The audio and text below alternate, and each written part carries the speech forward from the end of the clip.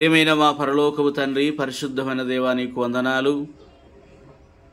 ఎడాళ్ళ సెలయేర్ల ద్వారా మా అందరితో మీరు మాట్లాడమని, జూలై 27వ తేదీ నాడు సిద్ధపరిచిన సందేశం ద్వారా మాట్లాడమని, పిలిచిన వారందరితో కూడా మీరు మాట్లాడమని ప్రభువైన యేసుక్రీస్తు వారి నామం పేరిట ప్రార్థించి వేడుచున్నాము తండ్రి, ఆమేన్. ఎడాల్లో సెలయేర్లు, జూలై 27. నన్ను శోధించుడి, మలాకి గ్రంథం 3వ అధ్యాయం 10వ వచనం. అక్కడ దేవుడు ఏమంటున్నాడు? నా కుమారుడా, నా పరలోక వాక్యాలు ఉన్నాయి, అవి ఇంకా పాడైపోలేదు. గతకాలములాగానే గడియలు తేలికగానే తీయవచ్చు, అవి తుప్పు పట్టలేదు.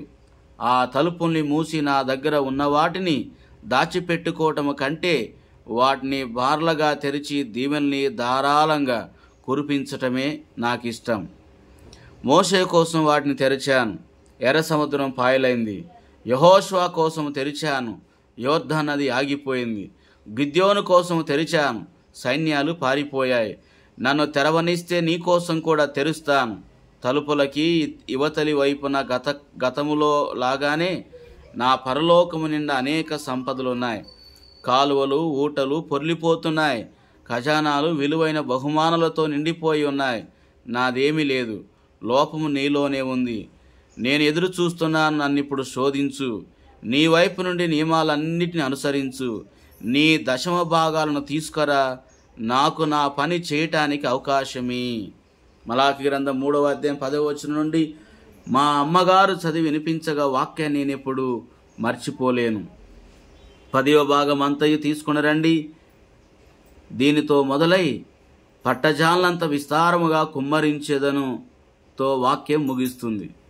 నేను ఎన్ని దీవెల్ని కుమ్మరిస్తానంటే నీకు స్థలము చాలక ఇబ్బంది పడతావు. మా అమ్మగారి సూత్రం ఇది: దేవుడు అడిగినవన్నీ ఇచ్చేయి, ఆయన వాగ్దానాలన్నిటినీ తీసుకో. మన ప్రార్థనలకు మించి ఆయన సామర్థ్యాలు ఉన్నాయి. నా ప్రార్థనలో చాలాసార్లు చోటు చేసుకునే నివేదనల గురించి ఆలోచించాను. నేను దేనికోసం అడిగాను? ఒక గ్లాసు నీళ్ళ కోసం అడిగాను. సముద్రం అంతా ఆయన దగ్గర మిగిలిపోయింది. సూర్యుడే ఆయన దగ్గర ఉన్నాడు, అయినా నేను ఒక్క సూర్యకిరణమే అడిగాను. నేను ఎంత ఎక్కువ అడిగినా అది ఆయన ఇవ్వగలిగిన దానికి చాలా తక్కువలోనే ఉంది. విస్తరించిన కృపను కోరాను, ప్రతి వాగ్దానం మీద నా పేరు రాశాను. ఎఫెసీ గ్రంథం 1వ అధ్యాయం 8 నుంచి 19 వచనం వరకు. అట్టి కృప దేవుడు మనకు అనుగ్రహించునుగాక. ఆమేన్.